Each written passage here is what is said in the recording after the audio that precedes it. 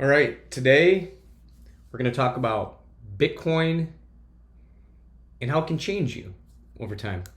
And in this case, an observation around Bitcoin and uh, being a minimalist, I think, is something that not everybody, but a lot of people evolve and kind of becomes part of their lifestyle as they really dig in and understand Bitcoin, and it kind of can change people in the way that they look at time and money and energy, right? The three kind of core things that we all have in life. So let's take a look at it in particular, right? So Bitcoin's unique in the sense that it'll change your time preference, and this is a term that's common in the Bitcoin world. I don't really like the terminology because it's kind of confusing, but there's low time preference and high time preference.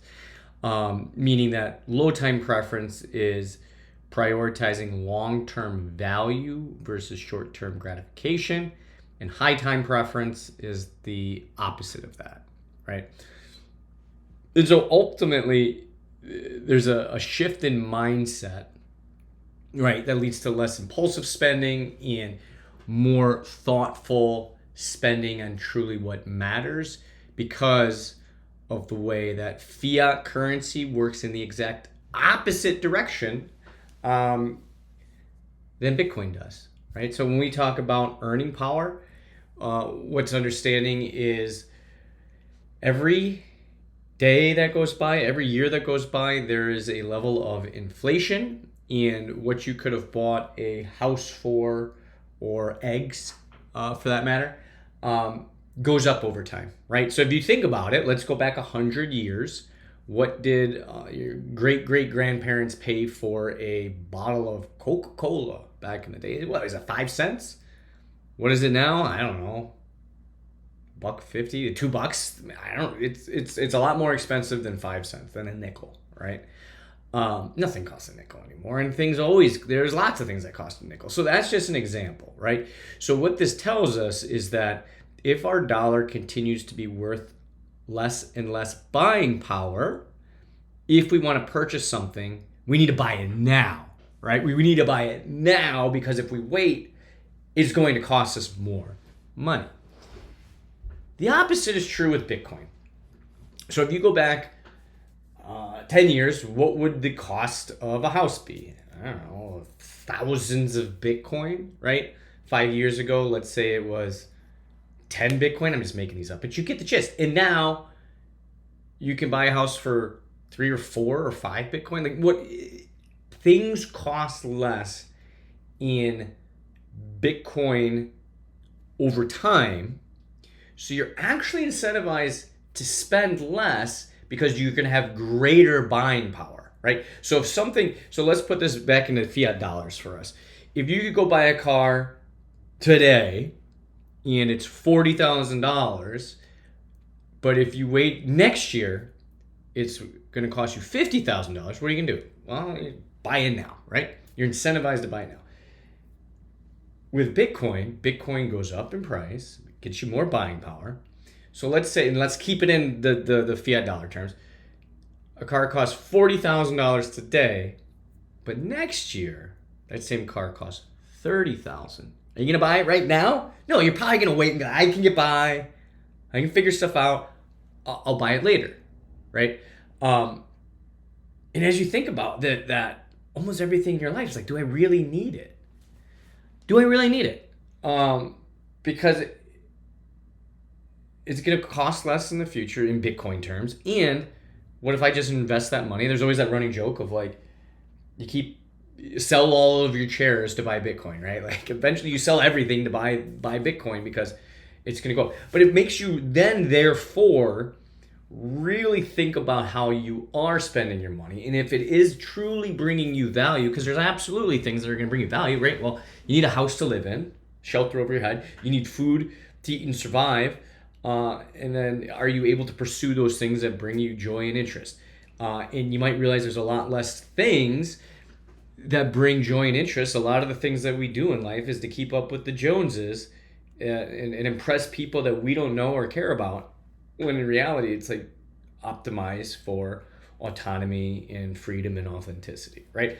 So what happens is Bitcoiners gradually, or all of a sudden, right, move away from materialism, right, and this debt-driven lifestyle that's pushed on the consumer culture, right, and it teaches the mindset of kind of embracing that minimalism and questioning those things, and if items bring you true joy, right?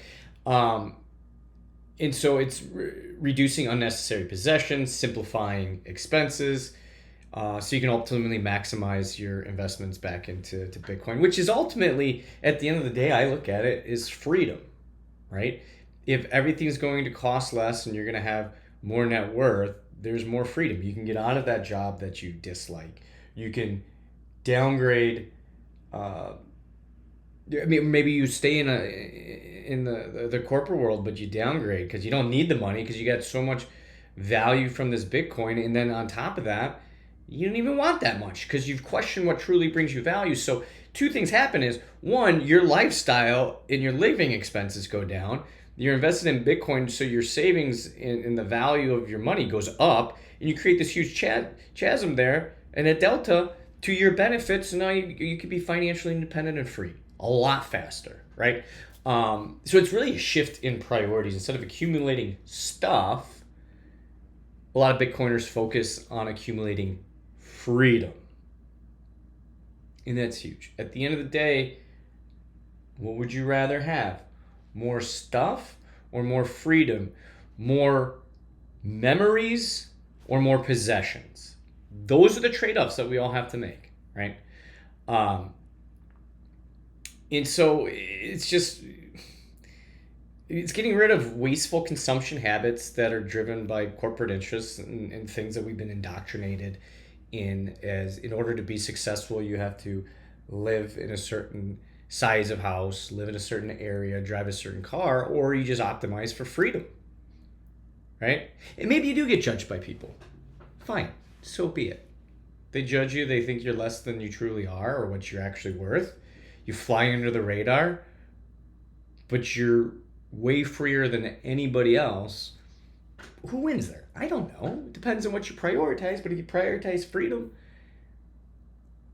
maybe you don't look as flashy, but you're free and you can do anything you want, anytime, with who you want, when you want, how you want. What's going to bring you more joy at the end of the day? I don't know. Anyways, all I'm saying is Bitcoin's interesting because it changes your mindset with investing. It changes your mindset when it comes to consumption.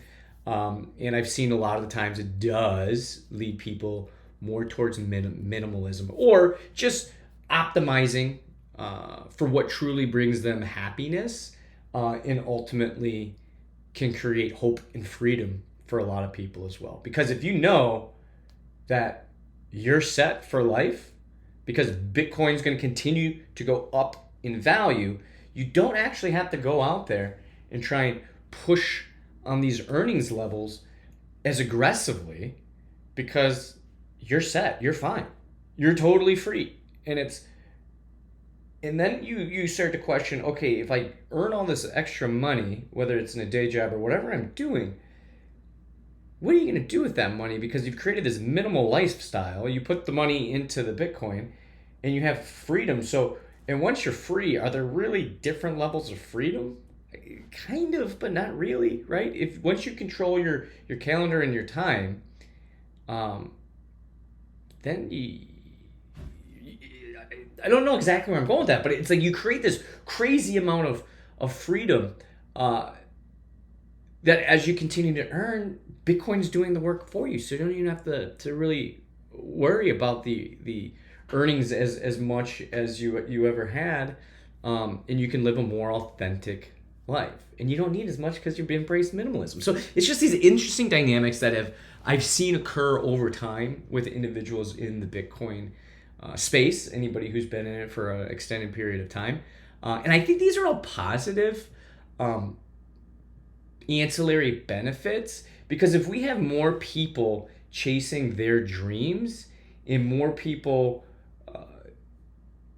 kind of getting out of the system, right? And then doing creative works or pursuing particular interests, it makes the world a more interesting and exciting place to live as well. So I think the more people we can have that truly do find independence and freedom through the mix of minimizing your lifestyle and maximizing the return on your investment, I think this just becomes more entertaining and fun environment and world and just greater positive energy that could be out there. So this one was a little different. I've been talking a lot about price action and those kind of things in a lot of these discussions, but this one's more of a philosophical uh, observation and one that maybe I encourage people to reflect on in their own lives.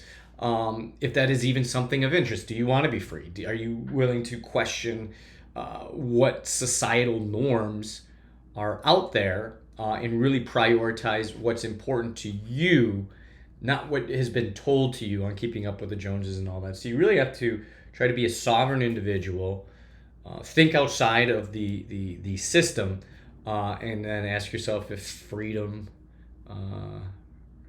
is of interest, right? Anyway, that's just a little thing to reflect on from time to time, right? Because a lot of times we talk about number go up with Bitcoin. This one is, how is this going to change you as an individual, as a human? And I think for the better.